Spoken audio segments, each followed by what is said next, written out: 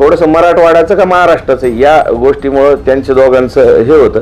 पण मग मनोजदादांनी सगळ्या अभ्यासकांना बोलवलं आणि सगळ्या अभ्यासकांना बोलवल्यानंतर जेव्हा मुंबईला मनोजदादांनी निर्णय घेतला त्यावेळेला या सगळ्यांचं होकारार्थी उत्तर आलं. तसंच जे विरोध बोलतायत त्यांचंही होकारार्थी आलं होतं.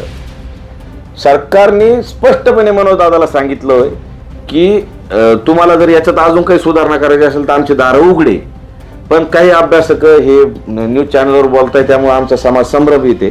म्हणून आपण किशोर भाऊ चव्हाण यांना निमंत्रित केलं की भाऊ आता काय झालेलं आहे, नुसते जय भवानी जय शिवराय लढेंगे जितेंगे हम सब जरांगे एक मराठा कोटी मराठा या घोषणा देऊन फायदा नाही. लोकांना तांत्रिक आणि टेक्निकल माहिती मिळावी आणि ती कशा पद्धतीने मिळेल म्हणून किशोर भाऊला आपण आमंत्रित केलं. आणि किशोर भाऊ यांच्याकडून तुम्ही जाणून घ्या की काय आहे पुढं. तर त्यामुळे आणि भावांनो हा व्हिडिओ अत्यंत महत्त्वाचा आहे. प्रत्येकाने हा प्रत्येक मराठ्यापर्यंत पोहोचवायचा आहे, जास्तीत जास्त शेअर करायचं आहे.